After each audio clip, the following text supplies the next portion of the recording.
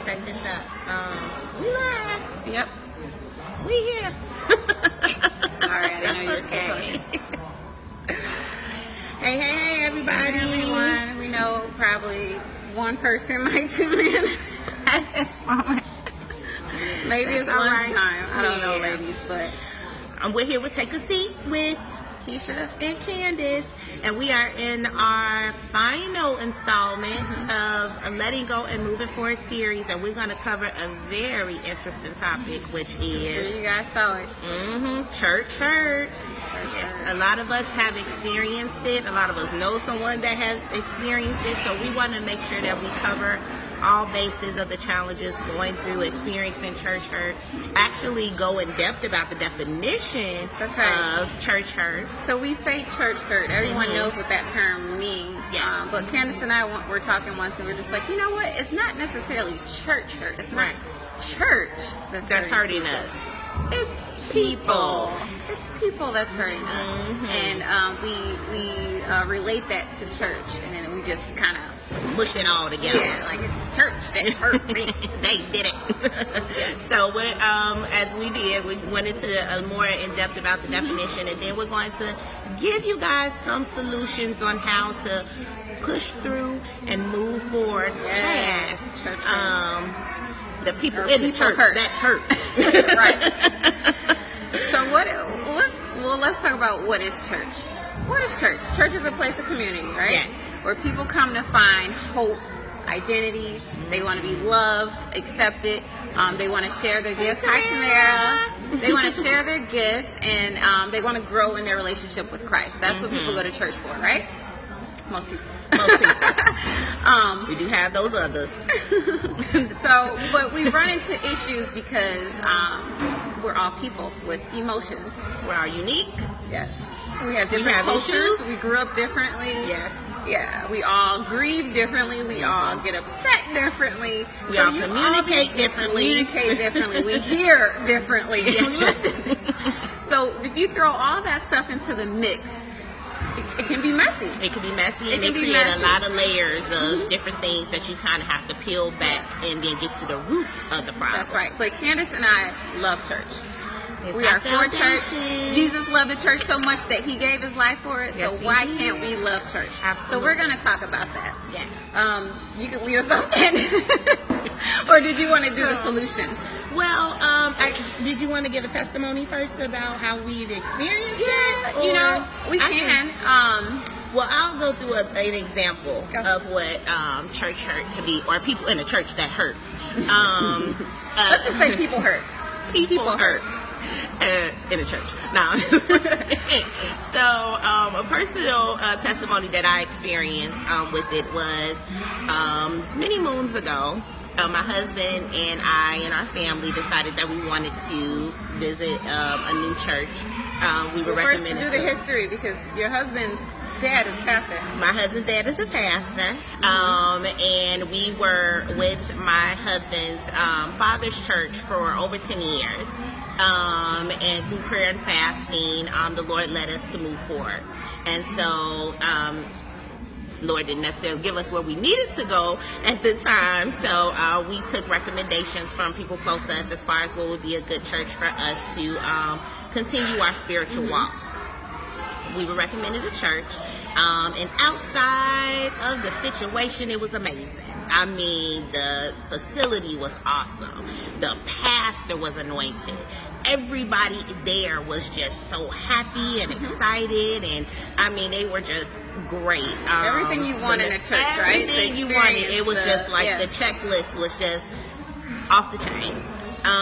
We stayed there for about a couple of months, and then again, you're going to hear me say this a lot, prayer and fasting. We prayed and fast and inquired with God, is this the place that he wants us to be? The Lord told us in this season, yes. And I'm saying this specifically, which I'll go back to that, but he said in this season, yes, you guys need to be here. So we became members. We were, again, excited because it was something new. It was something vibrant. It was something young and fresh. So we were just completely, just over the moon about this new experience. We're about 6 months in, and me and my husband are worker bees. We love to serve, and we said, it's about time for us to serve in this church. went to the pastor and was inquiring about the maybe areas that we can do this in. And he told us a few areas, so we began to go to the leaders about it. The leaders weren't so enthusiastic, and so they were kind of giving us the runaround on how we can join in the ministries. The situation where the church hurt came in was we were invited to a gathering outside of the church by one of the leaders. I decided to attend the gathering in jeans. When I got there, everyone else had dresses and skirts on, from the babies all the way to the eldest person. Unfortunately, when I walked in, all eyes were on me, and everybody shunned me away. Everyone shunned me away. So I pretty much stayed the whole time next to my husband, talking to him and other male leaders in the church, because they were the only ones that would make eye contact with me. Once we moved forward after that, meaning we went back to the church, a lot of people wouldn't speak to me. They would only address my husband. And we had a meeting with the pastor, and the pastor actually brought the incident to us, which that means someone in the church told him about what happened. And so, unfortunately, that really hurt. Yeah. Because okay, I'll get you some, baby, in 1 second. So we're here at McDonald's, everybody, live with our kiddos, letting them play. So you may get some interruption in the midst of it. Yeah. Apples and chicken. I'll get you Got a everything whole you want. list: fries, apples, and chicken. Right. And she's Thanks. the best mom ever. Those are always nice to Isn't hear. it great? As they Those just depleting compliments. your bank account. So you were saying that I guess some of the saints had gone back and told And the reported pastor to the that pastor. she came to an event with pants on. Yes. And how did that make you feel? Hurt. Like no one came and told her. No one directly. came and so told that me was a directly. communication issue, It right? sure was. It was it made it messier Very than what it had to messy. be. Very messy. And so basically in conclusion, it did hurt my feelings, and we had to seek God again back in prayer to inquire, is this really the place for us? Because we want to have the complete package, meaning we want to be able to see God and not be entertained by God. We want to see individuals that are being used by Him and not just playing with Him. So when we did, God reminded us, I told you in just this season, this is the place for you. Yeah. And so when He reminded us of that, that meant that He just needed us to be there for a short time, but we needed to move forward. And so I could have easily took that situation as that's how all churches are. That's how all people in the church, I should say, are. I could have took it as, God is punishing me for wearing jeans, and I should be ashamed of myself, and really kind of get depressed and upset over it. But instead, I had to recognize that it was people in the church. It was not wasn't the God. church. That's right. Yeah, it was not God that did that. But I don't know if you wanted to give your testimony before we kind of get into the solutions about how to overcome these type of examples. Yeah. So I was actually just gonna say that. So I was reading an article, and the article was saying gave a very staggering statistic saying that Very staggering. youth ages I believe it was 11. No, I'm sorry, not 11. It was 18 to 18. 29. 18 to 29. It's a 75% chance that they will leave church and Christianity. So not just leaving, their membership with the church, they're leaving the whole faith. Okay, they don't want nothing to do with Christianity by the time they're at that age. And these were the researchers did this on children who grew up in a good church. Right.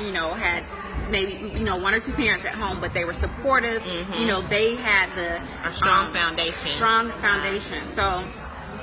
We Okay, see bye, later, Tamara. Tamara. So those are things that it makes you think, like what happened? Right. Why are they leaving the faith? What are the signs? What happens? And I believe that a lot of the issues, I can say that the church hurt that I experienced was it was, I felt like people were maybe mean or weren't respectful, and it's like, if we call ourselves Christians. And it's not to say that we've probably never rubbed somebody the wrong way, because we've probably done that too. We are all but flawed. I feel like the thing that we should always focus on is, what is the end goal? Like, we all coming together to grow in Christ and to reach and other to people. Draw people to Christ. Hi, Brittany. Mm-hmm. Not to offend people and and be petty. Right. We can't be pettiness cannot be in the pettiness. Petty cannot be in the church. In no shape, form, or fashion. I was watching this video the other day. It was so funny. So this pastor I know in Oklahoma, he did a video telling a story about David and how David has he slayed all these these soldiers, and the people started being petty. Let me tell you how they was petty. They started making up a song talking about David slaying 1,000. No, wait, I done messed it up. Lord help me. So they were comparing David to a king that was already insecure, right? So they're like, David slaying 10,000, Saul only 1,000. So people was being petty, like being petty. Like, why y'all comparing the two and causing people to be, competing against each other, or jealousy? And I'm like, conflict. If they were petty in the Bible, what you think they're gonna be now? Yes. In the world. So, we can't have that. That didn't work. I mean, that almost got David killed because of that. Like Saul was like, nah, that song gonna be in my head. I'm sorry. You're gonna watch the video. It's so funny. But it's true. Like, we can't have that in the church. Not at all. It causes people to leave, and it messes us up from reaching our end goal. And that's reaching people for Christ. So anyway. So we're going to go into, as far as the solutions on how to overcome experiencing people hurt. Yeah. And so one of them is, as I repeatedly said, praying and fasting. Praying and fast, yeah. You have to always have communication with God. That's right. And we actually spoke about this in our previous video that we did that we're going to be posting up about the loss of a loved one. And Nadia. I took off her shoes, ran away. Okay. It's my kids. Gotta let that I love them. They so free. But you definitely have to stay in communication with God. Right. When you are experiencing these type of things within the church, don't run away from them. Don't shut them out. No. You gotta tell them, like, what's up with this? Like, this person that came to me and talked about what I was wearing, and they're supposed to be filled with the Lord and saved, and I don't understand it. I don't get it. No, you may not. No, you may not. I love how Jesus kind of summed up the whole Mosaic law. He was saying that there's two things that can cover the law, and that's to love God first, love the Lord your God, and then love your neighbor as yourself. And that's the easy. I mean, that the layman terms for that now is treat others the way you want to be treated. So if we take ourselves out of the offense and we treat people the way we want to be treated, they might be nasty to us, but at the end of the day, we have to understand what God has called us to do, what Jesus told us we need to do. And if we walk in that, we can get through this, pettiness. I know my pastor used to always say, well, she still says now, like, why is it so easy for, people to quit church as soon as they get offended or as soon as they don't like anything? But if you don't like nothing at your work or at a club that you're in, maybe an association, restaurant, club, whatever, you hang in there, you give people second chances. Another try. They done messed up, but they sent me the wrong stuff. But then we give up on the church just like that. Like, we've got to make our priorities. To me, I feel like we have to get our priorities straight. Absolutely. And Christ should be first. That's right. And the fasting part I wanted to definitely include, because I feel like it is when you're in your pure state and when you're able to really hear God and separate your spirit and your flesh. So sometimes I know when I was a baby saint, I used to be like, God, is that you? Or is that me just talking to myself? I'm not sure. But he has this sweet, soft voice that once you hear it, it's undeniable. You know it's him. So definitely fasting is very important as far as to include in prayer, because then you know that you are hearing from God, that you don't have any distractions or anything that's going to interfere with that communication with him. Right. The next solution is to forgive and be still. Now, forgiveness has been repetitive in this series. It's all about forgiveness. The Bible tells us to forgive, 70 times 7? Ooh, I think I'm at 82. But, you got to keep going. You have to forgive because it's important. It's literally a necessary action in order to move forward. So, yes. When you have that pastor that you think that was on the pulpit that was talking about your situation with your baby daddy and it wasn't cool, you gotta forgive them. Get past that. You gotta move past it. Sometimes it takes that offense to get a revelation about yourself. You know, sometimes you can't hear the baby. Sometimes you have to hear. Come here, Kara. Of course, they mock with the kids here. But anyway, sometimes it takes that offense to do a genuine self-evaluation. So I hope we are helping somebody here, y'all. Don't give up on the church. Don't give up on church. Do not. Also adding on to that is being still in the moment. You want to make sure that you don't rush to action. Even after what happened to us, as far as in my example.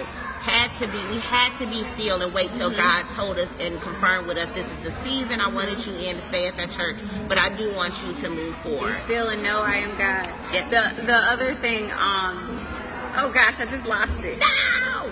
You said be still. You said be still. I might catch it. Go ahead. All right. So we're going to move forward to number 3, which is seeking outside counsel. Oh, wait. I thought of it. I just wanted to share this quote from Joyce Meyer. I love Joyce Meyer because she's so blunt and simple. In your face. Yeah, but she says, what did she say? She says, let the emotions subside before you decide. And I think that's such a simple word, but it's so. In there. Yes. But we are so, we're emotional beings. So it's like we want to make our decisions based on emotion. And it's like, wait a minute. Then maybe even 10 weeks later or a week later, you realize it wasn't even that serious. Really why did I say that? Why did I do that? Yeah. Can you put your socks on, sweetheart? Okay, so you wanted to move on to the last one. So we're going, seek outside counsel and meditate, which is pretty much kind of straightforward. Right. You want to get a trusted perspective, not just Joe Blow on the corner or one of your friends that you want to just consult with. Yeah. You want to get a trusted perspective on this situation and ask questions. Am I missing something? Can I take something positive from the situation? Right. You want to ask those questions to make sure that, again, you're not in your emotions. Be God committed and not people committed. Yeah. A lot of times we look at our pastors, and I'm just telling the truth here, we look at our pastors, we look at even sometimes the deacons and the bishops and think that they God. Yeah. No, ma'am. You have to realize that you're going to be judged for your actions. Yes. And your pastor is not going to be able to stand there next to you. You're going to be by yourself. So you have to recognize that God uses people to serve. They are not God. So you can't look at them and say, okay, well, if they messed up, then that was God messing up. No, we are fleshly. We are human. We were born with sin. Human. Oh, my pastor just said that the other day. She's like, you think that someone preaching in front of you is this God, perfect, pure man. God Almighty themselves. And it's like, no, we're all humans. We all have emotions. And we make mistakes. So we have to be able to separate as far as that was an isolated incident, that was a mistake on that person's behalf, and not necessarily that was God punishing us in some type of way. That's right. Not lastly, but use discernment and wisdom.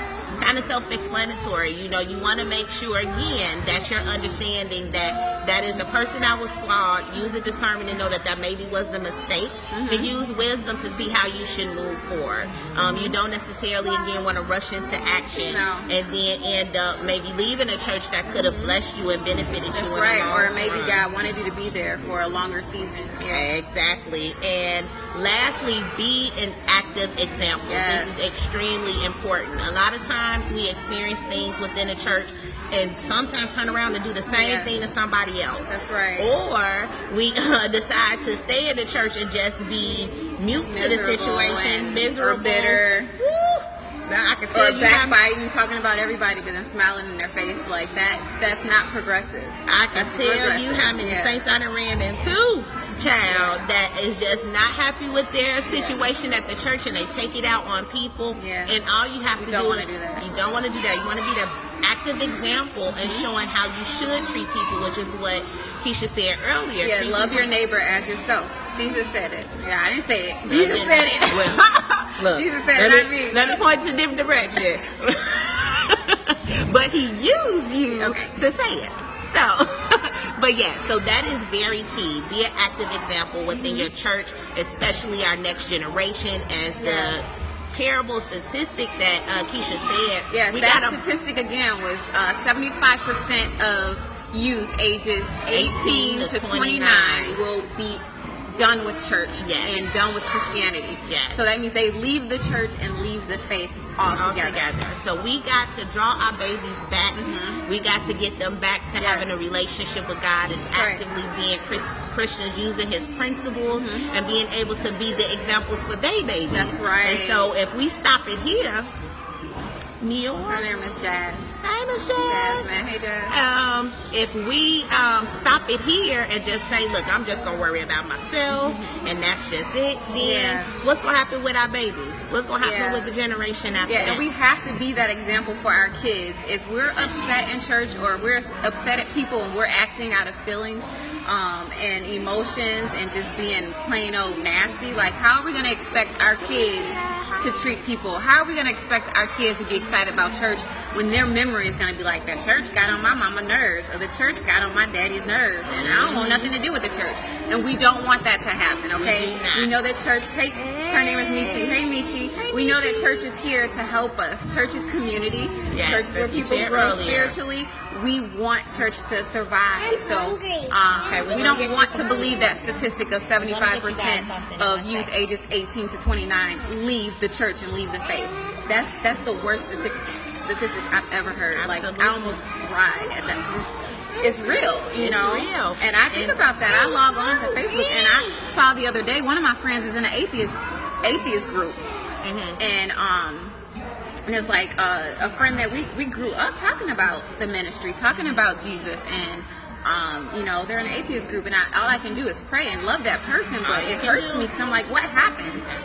If at once you were a believer and now you call yourself an atheist and you're believing, you know, in evolution, that we evolved to from apes, you know, that breaks my heart because it makes me think like, what happened? What went wrong?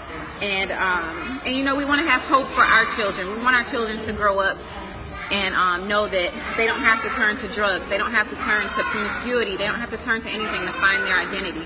They can find their identity in Christ and live a happy life. So, and you know, that's what we want to. That's actually what we've been talking about, is how we don't want to say, oh, we left the church because the church hurt us. No, it's people. And it's offense. Yes, Michi, we talked about that earlier. You said it's usually offense that's set in somewhere. And I agree, it's important to be an example for our kids. Yeah, and it's always offense. But, you know, Candace and I were saying earlier, we get offended by people. We get offended by our friends that we hang out with every day. We get offended by Amazon sending us the wrong package. We get offended by groups that we're in, people that we're friends with on Facebook, but we don't leave those people. We don't say, I don't want to talk to you no more. We get offended by coworkers Yeah. that talk about us behind Our our back, jobs, but we go but right we back stay there there. with no problem. Yeah, so we just kind of want to put emphasis on that church is important. It is as important as your job. Actually, it's more important than your job. You know, our jobs are temporary. People have to think futuristically. Like, we are going to live. If you believe in Christianity, you believe that you're going to live in heaven after you die. So we have to plan for that future and not live in the present so much to where it makes us petty. We got to get. Hello, is that Shaya? Hey, Shaya.